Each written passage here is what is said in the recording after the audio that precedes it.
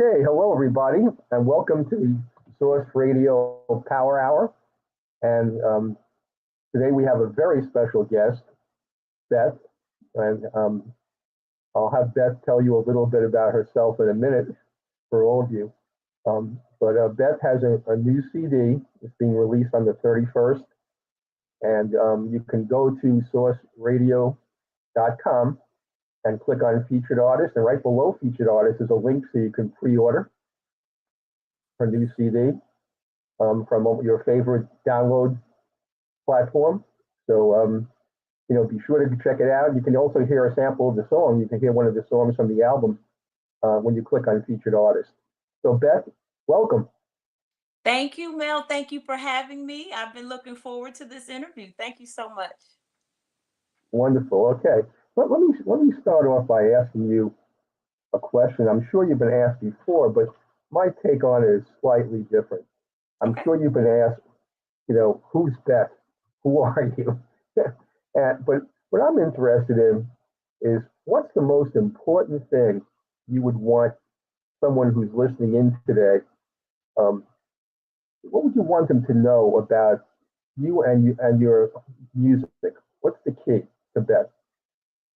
I think what I would want listeners to take away with them is that I absolutely love and adore singing. I love and adore music. I love and adore the opportunity that I've been gifted to be able to perform for people, to make them smile, to give them good R&B music, to give them a good, great performance. And each performance is very, very special to me because I know there's always someone in the audience who is there looking to hear good music, looking to be entertained, looking for a smiling face to sing to them. That's so therapeutic to people. And so, if anything, I want people to know again that I love what I do and I love to perform, sing, and record good music for people. That's always been my dream. That is a gift that I have, and I love using that gift. Wonderful. I know your gift is partially inherited. Johnny Griffith, your dad, was one of the Funk Brothers in Motown. Yes. So that must have been amazing to grow up in that kind of environment. When Motown was really special. No, I did not. My father, by the time I was born, I was born in the 70s. So Motown was gone and to LA. So all of the height and the highlight of Motown, I was not here yet. So I was okay. Twinkle in my parents' eye. My parents weren't even married yet. My parents didn't get married till into the 70s. I was born in the 70s, and Motown left going to LA. I don't even remember, maybe 70, 71, 72, something like that. My father stayed back in Detroit. He did not go. And my parents met and got married. And so, yeah, I missed the Diana Ross, the Temptations, Four Tops, all of that. I was not. Well, I didn't miss it. I loved it. And, and your dad and the Funk Brothers were just so much a part of the growth of Motown. Very much. So regardless of whether they moved to LA or not, you still had your dad's influence. Absolutely. Yeah. I just missed all of the glitz and glamour of it. But then again, when you said I inherited it, as a little girl, I love fur, glitter, and sparkle, and feathers, and all that stuff. So it was something that I inherited. Didn't even know where I got it from. My parents used to say when I was really little, they knew that I was going to do something in show business because I would just walk around the house singing and, dancing around. And, it was just natural for me to do that. So they weren't surprised when I said, okay, I'm going to sing. They're like, yeah, we knew it. But I'm sure your dad plugged you into Motown music all the time, No, No, believe it or not. So here's the thing.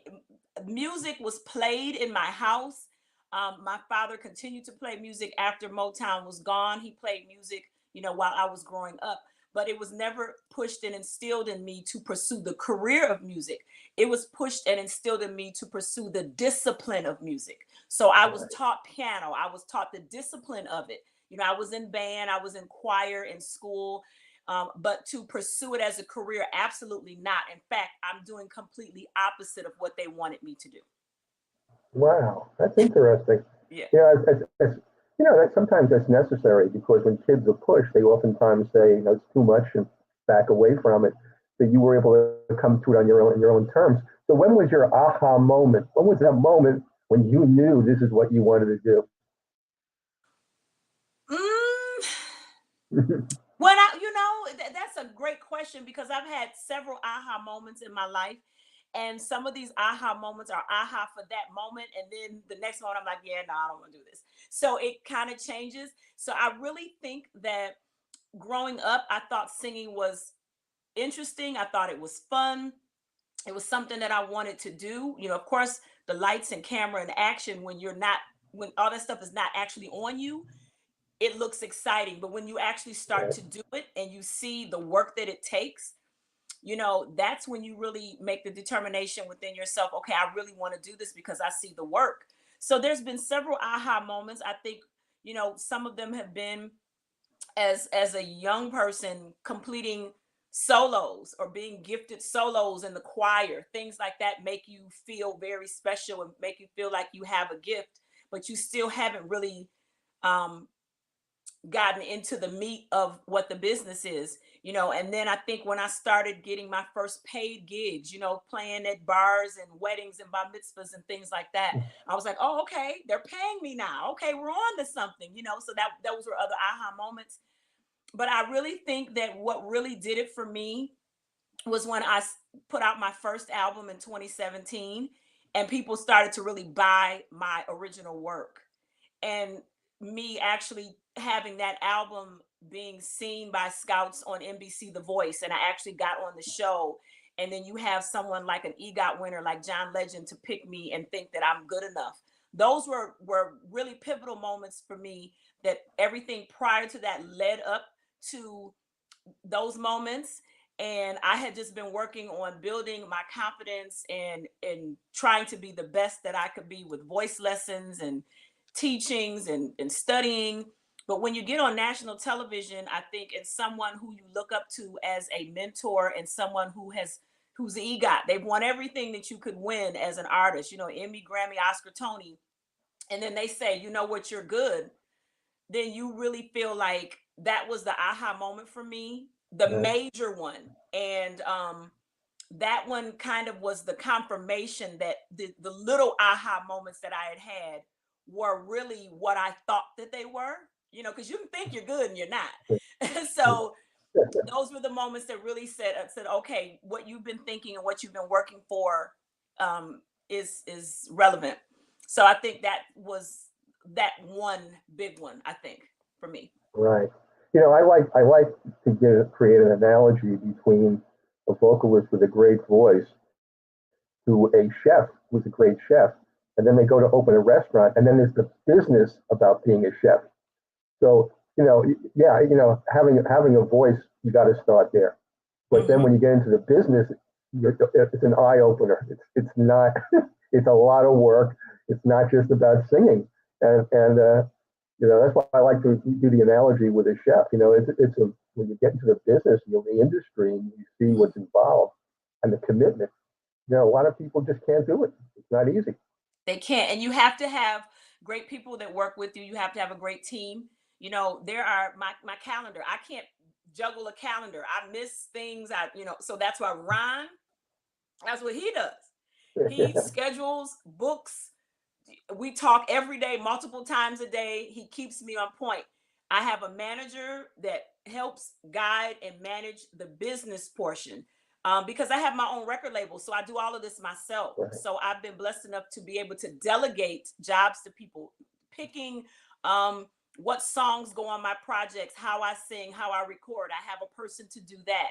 Because if I pick everything I want and I sing just what I want, it can't work. It has to be what makes sense for Beth and building this artist and building the brand. So I have some really great people that work with me to help everything down to the clothes that I wear, everything. Sure. That used to be handled by record labels, A&R, and you don't see that anymore. And you need to have your own team, and it I takes have an a A&R. while. I'm Yeah. old school. I have everything they used to do. I do. I have an A&R. I have a manager.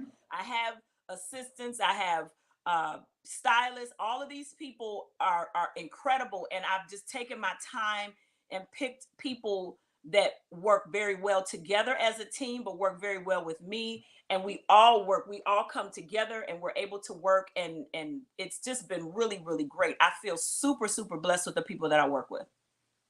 Yeah, Beth, I think that's why I'm going to go back for a moment, the analogy with a chef. You have to put together a team. And, Hmm. before the record label did this, they gave you a contract, they put you out, on the road to open for one of their other stars, but they took care of everything. And now you have to learn the business and take care of all that yourself. Yes. There's a clear advantage. The clear advantage is you own you. You are your owner, and Hmm. that's major. A lot of the recording stars like Neil Young, he fought the labels and refused to ever give in. He wanted to control his own music, and it was an exception to the rule. But Hmm. today, if you really are dedicated, you want to succeed. Other tools are there, but it's Hmm. like we were talking about, it's a lot of work. It is. You know, But I yeah, love it. I love the work though. That's the thing. I love the process. I love the work. I love being able to look back and gauge my growth over time. And then I love being able to set goals and meeting them. So it's I love the whole process. yeah. Look, let's talk about something that's I'm curious about myself. Okay. Who are your musical influences at different stages of your career to where you are today? I'm sure they've changed over time. You've added, subtracted. So, what were some of the musical influences that really, are part of your musical creative process? Mm, so the first one is Whitney Houston, and she's always on the list. She never changes. I would say Aretha Franklin as well. I've been influenced by, listen to, and study Tony Braxton, Mariah Carey, Gladys Knight, Patti LaBelle, Luther Vandross, um, Barbara Streisand, Bette Midler. Everybody. I'm a little bit of all of them, and I've had to perform all of their music over time. So when you have to learn and study a song and be able to perform that song, and it becomes a part of you, you take a part of that artist and their inflections, and how they sing. And so I'm all of those singers, I think, all wrapped up in one. Those are my favorites. One of my favorites, and she crossed over into other musical forms, is Phyllis Hyman, who Hmm. ended up being on Broadway. Hmm. Um, and you have been on The Voice, you've been on television, um, you've been on Dancing with the Stars. Hmm. So, that's another aspect of your work that's kind of unique. You don't see a lot of vocalists who do that. There's been some highly successful ones. Frank Sinatra crossed over into a terrific acting career. Hmm. And so it's doable. But this is again part of the work that you're putting in to broaden your base, increase your brand, get your music out to different kinds of audiences. And Yeah. it's wonderful that you're doing this. And again, it's very difficult. So let It me ask you is. another Hey, kind of usually, question. you said it's usually difficult. No, it is. It's not you. It Yeah, is. It's just I it just is keep difficult. going, Yeah. and you have to just keep going. I want to compare you in a way to a friend of mine who's a wonderful vocalist. Okay. Um, she was a backup vocalist for the Rolling Stones for years. Lisa Fisher, Oh, I who love Lisa also Fisher. Oh, she's yeah. Uh-huh. yeah she's wonderful, and she was with Luther Vandross, who you mentioned also, Yes. early on, and she was a backup vocalist, much like you were, in your career. Mm-hmm. Now you're really moving out. You have a terrific CD coming out. It's the number three on Amazon, right behind John Legend. I know, right? Isn't it? You know, yeah, it's not funny. It's how odd things work out, but Yeah. there you are, and you know, and Lisa had it was hard for her to step out after all those years and become, a lead vocalist. How does that feel for you? Was that difficult for you to make that transition? Mm-hmm. Because Okay.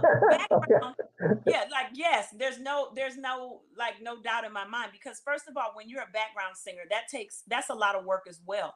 You are adding to a song, you're adding nuances, you're adding feels, you're adding flavors, you're adding all this good stuff to a great record with a great artist.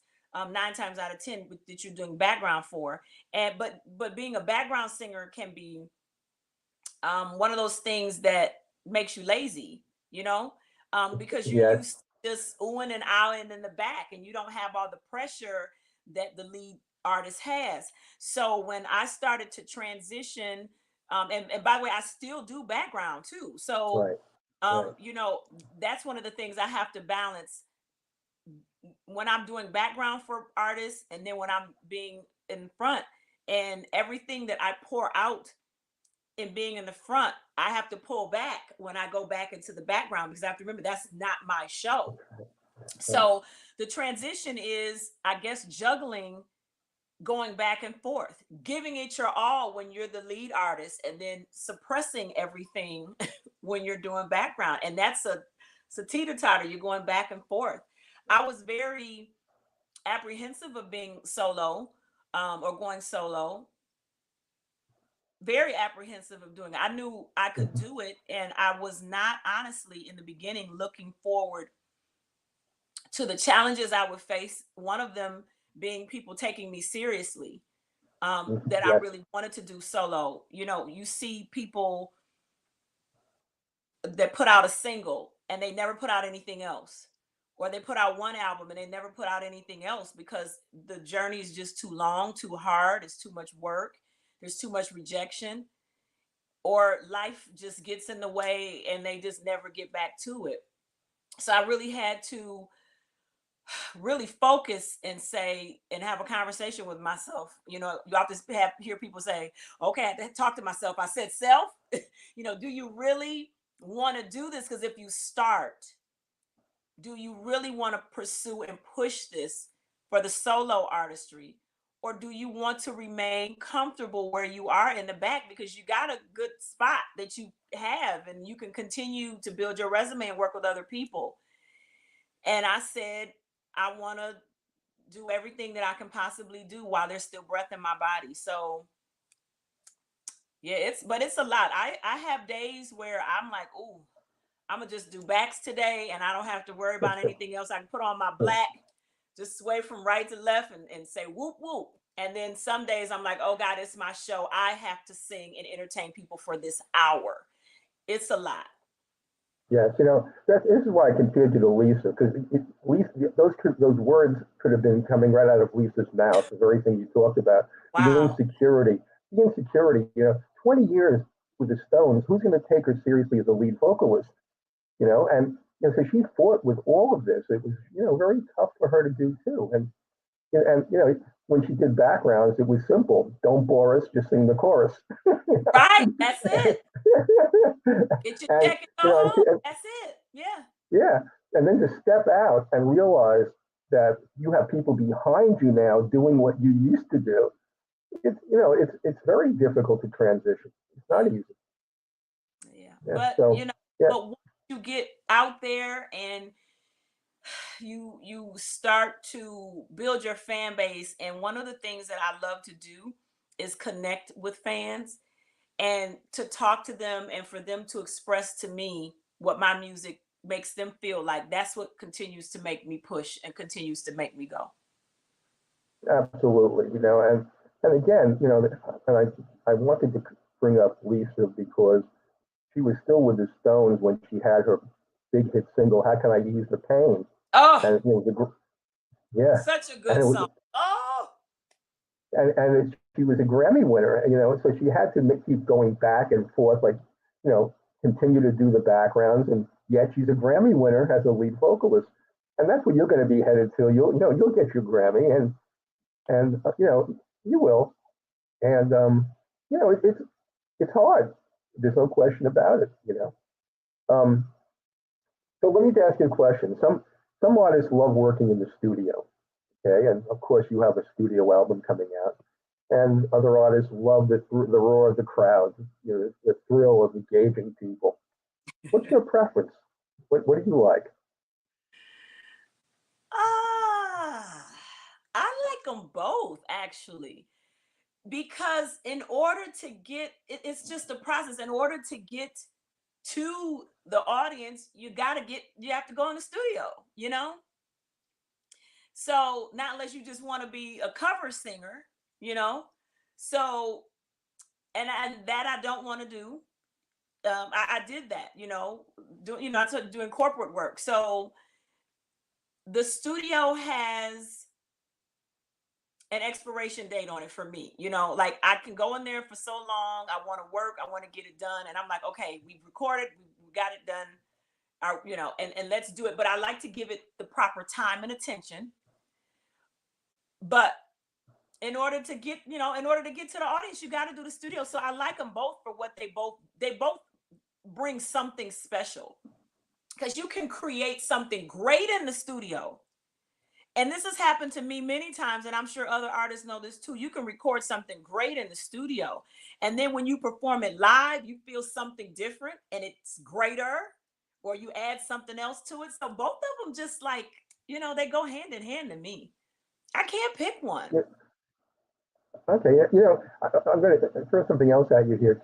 Chuck Berry, who I always loved, as he got older, one of the things that Chuck Berry, talked about, he was asked, song selection when you perform live, and he said, "I don't sing what the audience wants to hear. I sing what I want them to hear." Mm, And and so what he, for a lot of artists, they try to figure out what is, for this particular gig at this particular place, what are people going to want to hear? And Chuck mhm. Berry said he didn't really care. He wanted to give them something they hadn't heard or thought about that made him not only unique, but they would walk away singing when they left the concert. Right. Yeah. So, I thought that was a very unique perspective on song selection. So, how do you go about song selection when you're doing a gig? I let my MD pick everything. That's easy. I say we have a show. It's an hour. It's 45 minutes. It's 30 minutes. What am I singing? And he says, I'll look at the list and call you back. He asked me where, date, time, all that kind of stuff. And then if I'm opening for someone, we try to gauge what their crowd is, and he picks. We have some shows that we have set, and then we do swap out songs here and there. But what I mentioned earlier that I have a great team that I work with. One of the things I try to do is to delegate people who are expertise is in their area. And my music director is exceptional. And so for me, and we talked about this too, me doing the transition from background to lead singer, I need as less pressure on me as possible. I'm getting my mind together to transition from backs to lead. And then I got to pick these songs. And then I got to pick out what I'm gonna wear. And I'm a girl, so I'm just extra. I'm it's super extra with the wardrobe. I love clothes. I love to plan my outfits. That's just my thing. And so if there's one less thing that I have to think about, he'll send me a list, and I'll say fine. Or I may say, hey, I really want to kind of do this, and he'll say, okay, we'll swap this for this. I mean, it's really no stress. I don't let that consume me, and I don't really get into that. That's an interesting perspective because, you know, um, it's where artistry meets business in a sense. Because, I worked with an artist and brought her along from doing bars until she was playing at Blues Alley and the City Winery and Hmm. the House of Blues in New Orleans. And, she was making it towards an A level vocalist. And, you know, what's really difficult sometimes is when you look at song selection, where does your management cross over into artistry? Do they stay in their own lane, or how sensitive are you to the fact that they'll be choosing or selecting your songs? In your Mm, case, you've given that up. But for a lot of artists, they have a difficult time. Again, this is the business side meets the artist side. mhm. And for a lot, for some artists, they don't understand that the songs that you sing are a business decision. They are. That's what, yeah, yeah. And so here you may have a list of 100, but what you actually pick and choose, or who you work with that you trust to pick and choose, that can make or break an artist so fast. That's part of the brand. So It, go ahead. my music director is extremely skilled and he is constantly working with artists and touring, and he's been producing music for probably about 30 years. So I trust his judgment and I trust him knowing me, and I trust him knowing how to, once I give him the deets on where we are, the venue, the crowd, the who else is on the ticket, then he's able to make a decision. And I trust him. Like I said, if there's something I want to do, okay, I'll tell him I want to do this. Okay, fine. But for the most part, where you are an expert working with me, I allow you to stay in your lane and do what you do best. If you ask me or if I need to give input, then I do. But that's why I think my team works so good. I don't call Ron and say, "Hey, you need to call and you need to do this." I don't do that. Ron knows what he does and he calls me back with what he's has for me, and then we discuss it, and then we chew the meat, spit out the bones with what he's done. I don't ever tell him what to do. And so my manager, I don't tell my manager what to do. I will call him with suggestions. My music director, I let him handle the music. And all I want to do is sing and put on a cute outfit, really. I trust that the people that I work with know my material and they know how to gauge me and to package me to present me properly to the audience. That's great. That's really wonderful. We talk about venues. You and I were talking earlier about the city winery, and it has about 300 capacity. Then there's of course the Capitol Jazz Fest, and there's all kinds of large festivals. Mhm. Um, what rocks your boat? Do you like being part of a larger ticket with other stars, and play for larger audiences? Or you like the intimacy of a smaller venue? How do Oh, well, there you go with your question. So listen, I like both. And I'm gonna tell you why. So I'm gonna tell you why. Because I've been doing background and I've done background for some amazing artists. I did years touring with Anita Baker. I've been touring with Kim. Um, we're on a little break right now, but I'm actually touring with the OJs right now. I've toured with Najee. I'll be back with him in November. And so I have had the opportunity to do almost every festival, almost, not all. I've been to hundreds of venues all over the world. I've done small, I've done large. So I've been able to get the feel for both. The intimate groups, I love those because those are when you really can connect with your audience. But if you are able to perform in a certain kind of way, you can connect with your audience with the large group as well. right? So I've done both and I love both. I've done theaters, I've done arenas, I've done stadiums, I've done little spots, and they all hit different. And I think sometimes, based on where you're performing, you may want to change your music, and adjust your set list possibly. But for the most part, I love them all. And I love the fact that you can engage your audience. If you connect with your audience properly, you can engage them small or large. So Yeah, that's yeah, my yeah. answer. I love them both. Hey, that's great. That's great. You cover all your bases. I've you just know, been fortunate to be able to have experienced both, the big and the small, because if I had not, I wouldn't have been able to answer that because I would be like, well, I don't know. But I have been yeah, in some places where it's been 40, 50,000 people. Then I've been some places where it's been 300 people or 100. I, you know, they're all are great. Yeah, and you're really playing with some great artists. You know, Najee performed with the artist I was managing with Pieces of a Dream. Oh They were yeah, the know them they were too. the Yeah. yeah, yeah. I've known them for years, you know, and you know, James Lloyd, and you know, they're just wonderful artists, and they were the studio Hmm. band for her first EP, and Najee performed on it, and he's Okay. just amazing. So you know, He's great. yeah, you're playing with some of the absolute greats. Um, Dennis Okay. Chambers was an Dennis Chambers was another person that performed with the artist I was working with. So it's really important to have that caliber musician because they have to be as good as you. And you know that's tough. It's tough to find those those musicians, studio musicians, that is as good as the vocalist and can enhance what the vocalist is trying to put out and really understands the vocalist, understands the nuances of the music. You know, which brings me to the question about you as a songwriter. I know you don't just do covers; you write your own songs.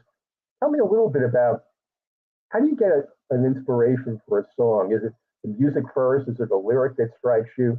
You know, I spent some time with Paul Simon, and he used to carry a little spiral pad in his pocket, and if he heard sounds, or if he, you know, it could be in a kitchen in a restaurant, dishes banging together, he would Mm. make notes.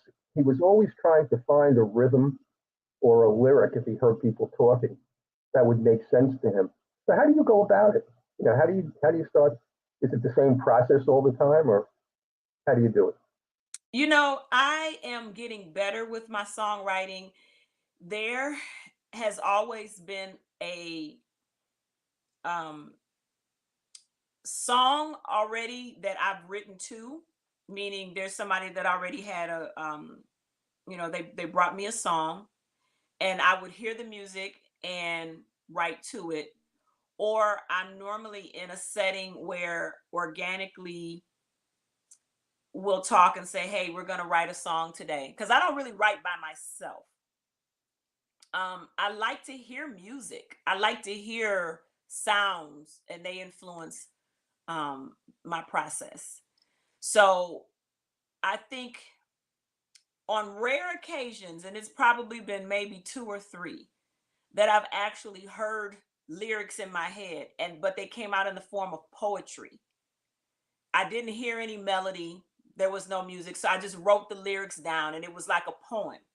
So that has happened a couple times, rare, but most of the time somebody will give me some music and I'll write to it like that. Yeah, you know, it's interesting too when we start talking about being a songwriter. You can write songs, but then how do you put them together for like a CD? You know, Reagan Whiteside was on the Power Hour. I don't know if you're familiar with Reagan, but she's a flutist or a Mm. flautist, you want to pronounce it. And she just put together a CD, and she's number one on Billboard in jazz. And it wasn't until they actually started to play the CD that she realized, oh my God, I have no vocals on it. She didn't realize there wasn't a single vocal on this CD, and she's a vocalist too, you know. So you know, it's one thing to be a songwriter; it's another thing to produce, you know, a CD and have a mix of songs. Right. Yeah, that makes sense. So you know, it's really this is what you talked about from the start. It's a lot of work that goes into every aspect of music. You know, people think you just get up there and sing, and it doesn't work that way. You know? I wish it was that simple.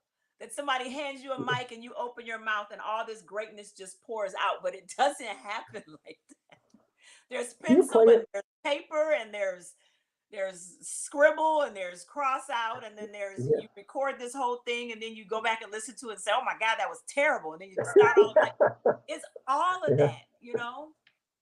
yeah, yep, yeah. It is. You know, I'm sure you scratch lyrics on a piece of paper sometimes, also, and put it away, and may not pop up for a while, and Right? suddenly there it is. You Yeah. know, we're talking about songwriting. Let me ask you a question about something. You know, songwriting used to be organic. You might have a team.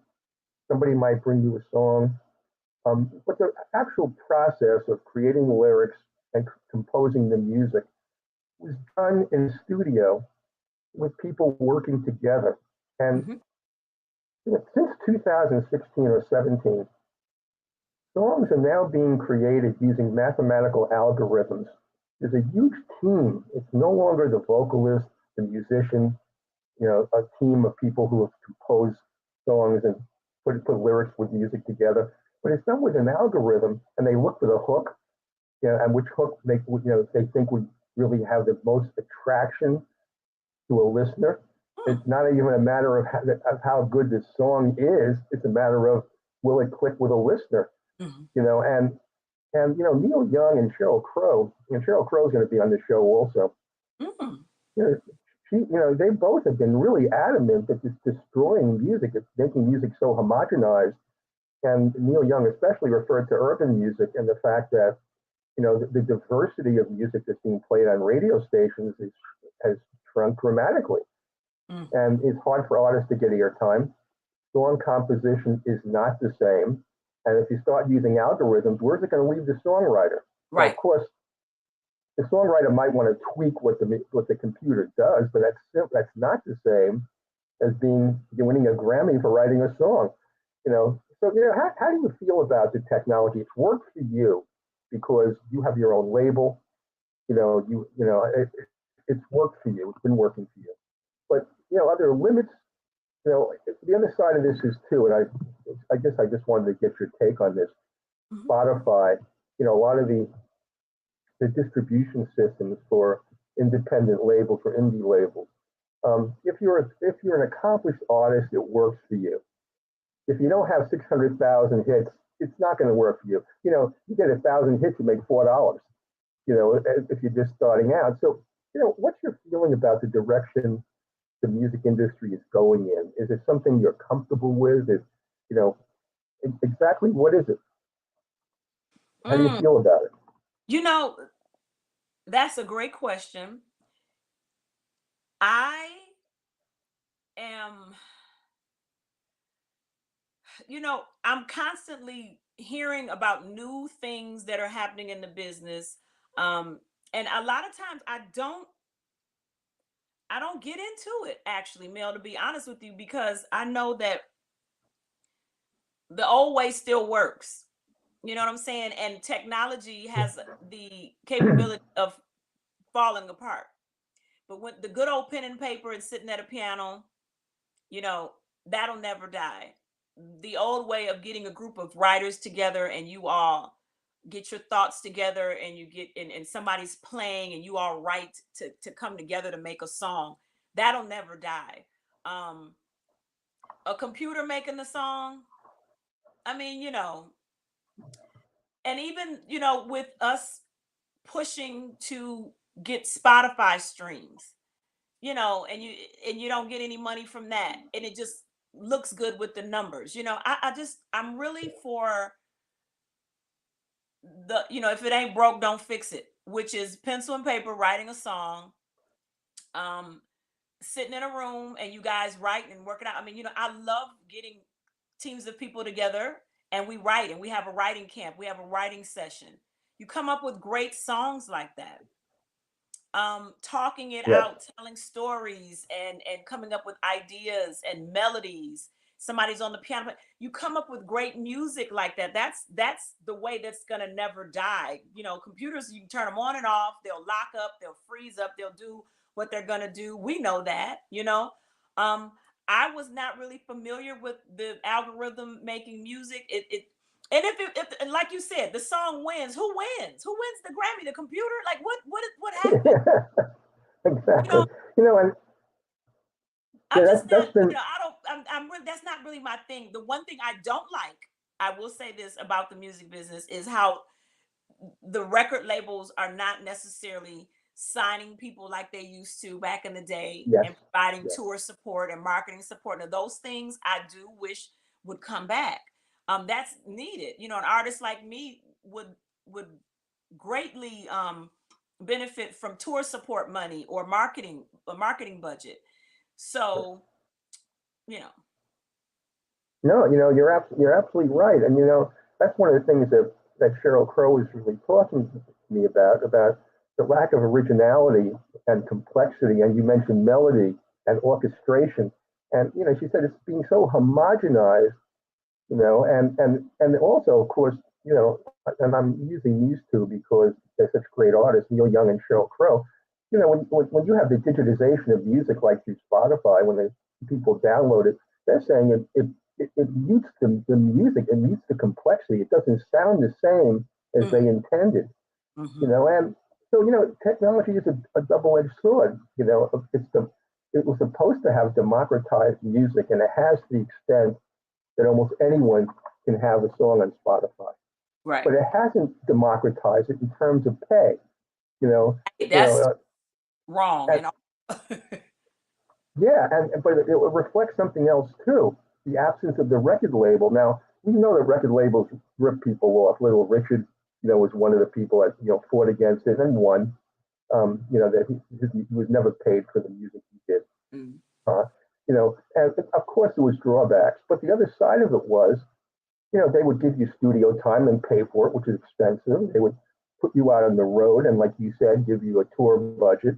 And they would do your A&R and your publicity. Right. And, and while it was selective and it wasn't necessarily democratic, in some ways, it was more democratic than what's taking place today. It was with a lack of pay. Again, this is part of my pet peeve. Disc jockeys, who bring in a computer, and of course they do tweak the music, but they're taking somebody else's music and benefiting from it, and that person is not benefiting who wrote or sang it. And I have problems, having worked in the music industry myself, with where it's heading and how more. In some ways, it's more difficult now for a musician to be a full-time musician than it was when record labels were in their heyday. Everything's computerized. They can play your part on a computer now. Yeah, they call it sampling. Yeah, it's like, so what happens to working musicians? What do they do? You don't have to bring in horns. You don't have to bring in strings now. You push a button and play it Exactly. out. And of course, it sounds good, but I feel sorry for the real musicians who want to work. Exactly. So that's why when I was really glad to have you on the show, because I did notice that you're doing a lot of things old school, and I think it's a blessing because we need more of that in the industry, and for very young musicians, they're locked in to the digitization, computerization of music, and they don't know the texture and richness of what came before. Then you have people like John Batiste. John Batiste is wonderful. I mean, he has the capacity to take the old music and to update it in a way that doesn't destroy it, but he creates. It's wonderful. There are a few of them. Bruno Mars is another one. So what we really need, and this is what I'm hoping that we see, is a return on the radio waves to more richness and more complexity in the kinds of music they play. Yes. Because otherwise so much is lost. Just lost. You can't find a jazz station anymore. You cannot. And you have to go onto satellite radio to find a jazz station. They used to have they weren't satellite. What do you call it? Celestial radio. You could just listen to regular radio, have jazz stations, but they don't have that anymore. And then even with me being a singer, singing doesn't sound the same anymore. It's more everybody's mumbling and they sound like they're going through auto tune. And I'm like, what are they saying? What are they saying? And then when you actually figure out what they're saying, you're like, oh my God, they said that. So it's just like, so I want to hear more musicianship. That's one reason I love working with KEM, because KEM has a 3-man horn section. I love that. He has, and of course with and the OJs have sometimes 6 horns, and they don't use any stems. OJs don't use any stems. Everybody's playing. The vocals are live and raw. We're not in the box, none of that. And that's cool. I love that. With KEM, he's using the real musicians. I appreciate that. Najee uses the real musicians. Of course, Anita had real musicians. I love that even in this modern time, I'm able to work with people that are using the real musicians and demand and require excellence from the vocalists for us to really be able to sing, and it's not computerized, and that you hear real singing, and that musicians are actually being hired to do the work. So I appreciate the experience that I've had working with them, because I can't do anything but take that with me, where I go, because that's all I know. That's wonderful. And again, that's real music. I'm not really sure, what you can call a lot of the music today. Right. You know, when rap music came out, I remember Paul Simon making a comment to me. I mentioned it to him, and Sinbad was doing some rap, and Paul said, "Well, that's not really music; it's syncopation." And so much music, has lost the orchestration, the richness, the string section, Mm-hmm, mm-hmm. the horn section, like you're talking about. You can't digitize that and have it sound the same. It just doesn't. So, I But think even again, rap, remember when rap came out, of course it was like, what is that? But at least you actually heard the yes, artist talking and yes, rapping, you heard their voice. Now the rappers are computerized, they're singing, they're going through, and so then you don't even know what there was a time when the rap was clear. We knew what they were saying, just like singing clear. exactly. So Yeah, now everything is digital, and it just sounds like they put everything in a bowl and shook it up and just threw it against the wall, and this is what you have now. yeah, yeah. Look, I didn't want to put you on the spot, but because of the kind of music you do, and that's why I wanted to have you on the show because you are a true musician, even though you're a vocalist. I didn't even ask you if you play any instruments. Do you? I did. So I grew up playing piano. My father taught me piano, so I can read, and I'm grateful for that knowledge that I have. But I played clarinet and tenor saxophone in school. And then when I started wearing lipstick and it wasn't cute to get lipstick all on the reed, I stopped and I just played piano. So I Yeah, was a musician at good, one time. Yeah. wonderful. When I was talking with Reagan on the show, one of the things that Reagan said, I asked her, "How do you ever decide to play the flute?" And she said, "Well, I was in high school and I wanted to be in the band. And by the time I they had said, okay, come on, you can do it. I asked what instruments they had. Do you have a guitar?" And they said, "No more guitars." Do you have a sax? No more sax. Well, what do you have? They said, "The flute." So Right. she, she said it took her 2 weeks to get a sound out of it. Yeah. Yeah, Thing for that thing, flute, yeah, but trumpet, clarinet, saxophone, your lungs, man. Oh, yeah, but it's interesting how musicians like your dad got you to play piano, you learned to read, and she just accidentally picked up the flute, and now it's a major part of her career. And I'm always interested in how musicians, vocalists come to their craft, and so much of it is accidental and vicarious as well as purposeful and hard work. You yeah. It know? was like, yeah, you're gonna be in the band, you're gonna play something. This is, and then my father brought home a clarinet. This is what you're gonna play. I said, okay. Yeah, there you go. You Yeah. know, okay. Let me ask you about the other talented aspects you have. You've been on The Voice. I think that was season 16. Yeah. You were on The Voice, and you were also Dancing with the Stars. How did that happen? Tell me about. Oh boy, the Dancing with the Stars. Listen, that was probably one of the hardest jobs I've ever had, but one of the most rewarding.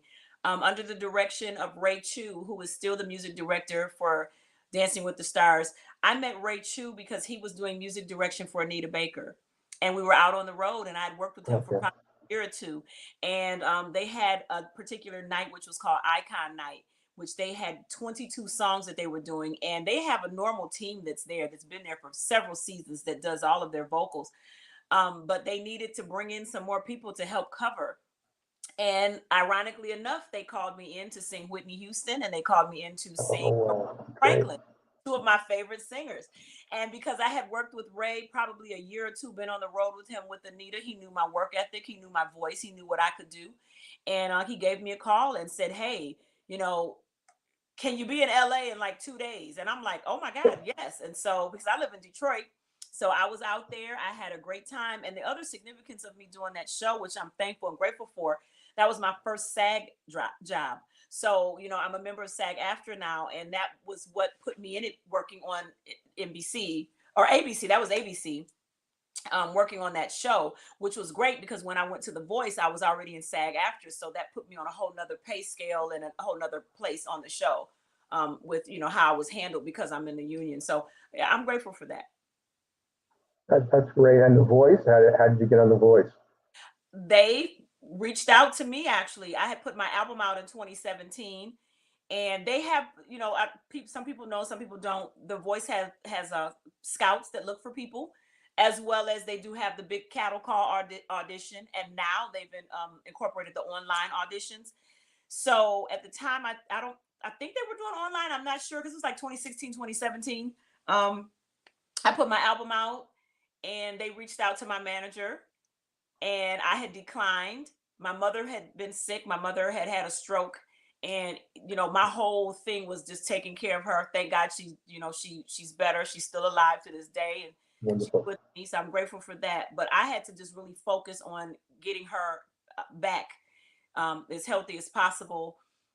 It was just a whole lot going on. My mother had a home. We had to sell my mom's home, move her in with my husband and I couldn't do a show. And then when they called me, I was like, I'm not going on no TV show to sing, because at that time I was already touring. So I had finished with Anita Baker. I was on the road with Kim, and I was working. I was a working singer. I had put my record out. And of course, in my mind, I figured my first record was going to blow up and make me a star. So I had no, this, I don't need that because I've already put a record out. And plus my mom's sick. So let me just take care of my mom. I'll be fine. And I declined the first offer, and because I had watched The Voice and I had watched American Idol, and I was like, I'm not going on one of them singing shows for them to get me on TV and humiliate me and tell me I'm not good enough, So I'm not doing it. And then, Mel, they called back a second time, and they called back a second time, maybe 6, 7 months later, after my record hadn't really been selling. And I said, you know what? That voice don't sound so bad.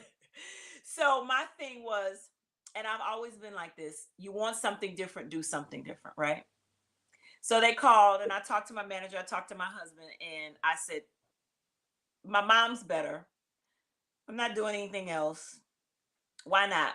And had no idea that that show would change my life the way that it did. The confidence that I gained from being on that show, growing my fan base from being on that show, and just being in Hollywood and working in that capacity, strengthened me. And I'm just grateful. I didn't win the show. I didn't go as far as I would have liked to have gone, but my experience there working with a television show as big as that and being able to be at Universal Studios working was just life changing for me. Like I didn't come back home the same person.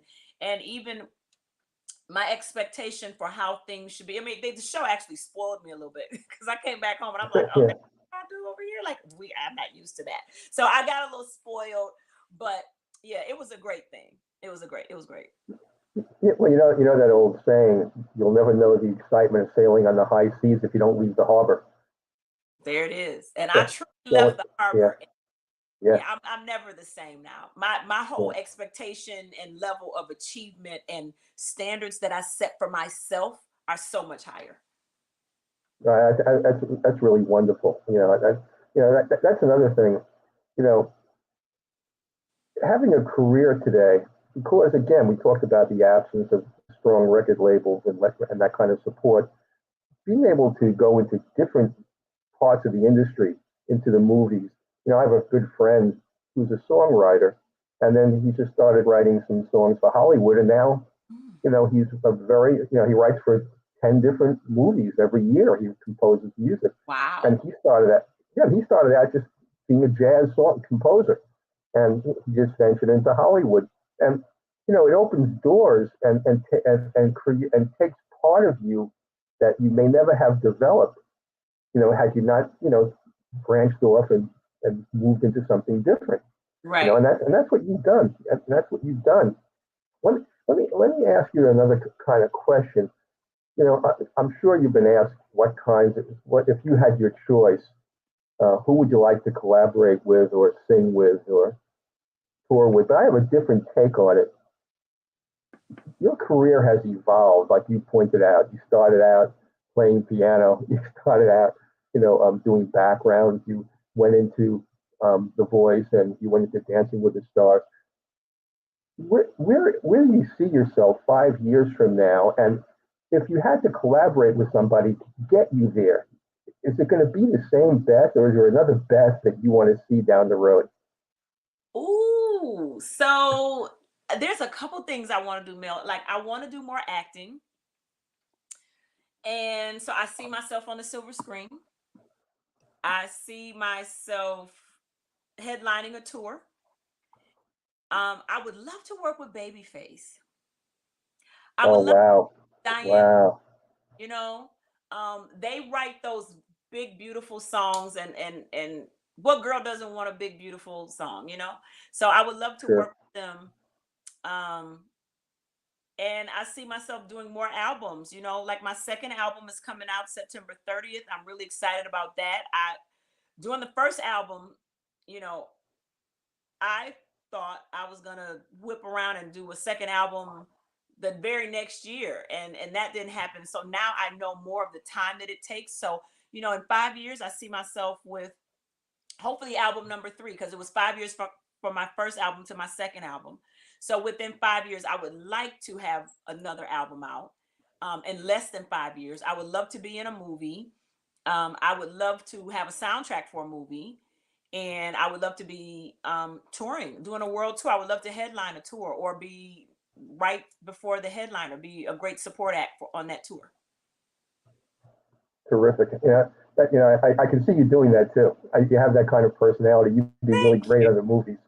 You know, Thank you were interviewed by my friend Dr. G in the UK Yes. about a week or two ago, and your music is now being played on the BBC and also on Morph and some of the UK stations that extend globally. And one of your songs already hit the top 10 immediately, and now it's number 5, and it's probably going to head up to number 1. So your people love your music, and Thank they're not just listening to it here; they're listening to it around the world. And you thank know, you. I I, I asked Dr. G, where are some of the listeners coming from? You have a lot of listeners from Japan and India. Wow. Okay, well then Yeah, let's go. Let's yeah, going to Japan. A couple of people I'm friends with in the music industry, the Granger brothers. I don't know if you know Gary Granger. He's a bass player, and he's played with Santana. He's played with everybody, and he goes to Japan frequently because R&B and soul and jazz are really hot in Japan. yeah, yeah. So but you're drawing a vast listening audience globally, who really love your voice and love your music. So Thank I think you. I think the album, yeah, the album when it comes out, next week is going to really take off. I think it's going to be just a winner for you. So Thank you so much. I'm you're excited. welcome. I cannot wait until September 30th. It's seen when we first started promoting the album and putting it out, or picking the date, um, September 30th seemed so far away, and now it's right around the corner. So Yeah. next week it'll be out. Yeah. Well, you're the featured artist of the week on my station, Source Radio Network, Thank and and of course, we're featuring your album, Get to Know Me, right? Yes. And Thank and yeah, and people are listening to your track. Just this morning, I saw that just today, 6,100 people were listening to your music this morning. Yeah, Wow. yeah. So it's resonating, Beth. Your music is really hitting people's heartstrings, and I just want to congratulate you because I think you're an incredible talent, and I think we've only seen the beginning. So let me put this up here next to us, and you can talk about some of your upcoming. There it is. Okay. You can talk about some of your upcoming dates. You have a date with KEM coming up September 30th. Yes. And that's actually the release date of the album. So I'll be with Kim on September 30th. October 1st, which is the very next day, I'll be back home in Detroit, and I'll be doing something called Sister Strut, which is for breast cancer awareness. It'll be in downtown Detroit, and they just continue to educate the community on breast cancer awareness. And there's also a walk that is involved with that for the survivors. You can walk for somebody. If you are a cancer survivor, you can walk for yourself or represent someone. So that's October 1st, and they do that every year here in Detroit. October 27th, that's going to be something really interesting. And I just actually talked to the family today.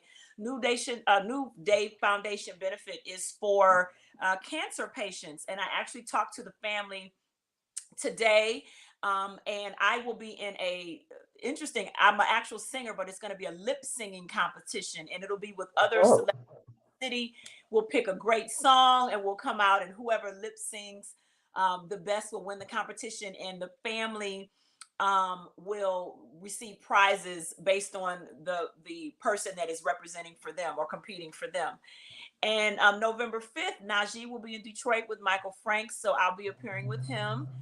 And November 26th, I'll be back with the Mighty Mighty OJs in Cincinnati, Ohio. So we have some other dates, and there's one date actually that's missing on here. October the 8th, I will be performing. I'll be closing the show. My eyes are closed because I'm trying to visualize this in Huntington Place in downtown Detroit. That's actually the same place where they're doing the International Auto Show that's going on in Detroit right now. okay. And I will be closing the show for the STEM conference, which is for science, technology, engineering, and math.